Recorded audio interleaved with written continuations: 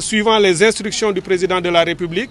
Il s'agit non seulement de montrer effectivement que l'eau est une surpriorité pour le gouvernement, le secteur hydraulique de manière générale. L'eau n'est pas seulement un droit humain fondamental conforme à l'objectif 6 des ODD, des objectifs de développement durable, mais nous voulons faire de l'eau la première ressource et le premier prérequis ou l'impératif de développement et de relance des secteurs, notamment le secteur agricole et industriel. Et pour ce faire, il nous faudra une nouvelle politique. Vous l'avez déjà vu, le président de la République a donné des injonctions dans ce sens.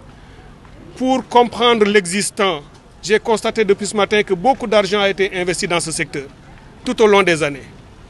Évidemment, lorsqu'on dit ça, on doit dire aussi qu'il faut faire un diagnostic, qu'il faut évaluer, qu'il faut auditer pour savoir où cet argent est allé, à quoi ça a vraiment servi. Nous avons vu les équipements et les évolutions et les résultats accomplis, mais évidemment, il faut toujours voir est-ce qu'on ne peut pas faire mieux, comment faire pour faire mieux, comment améliorer davantage, et c'est à cela que nous allons tendre.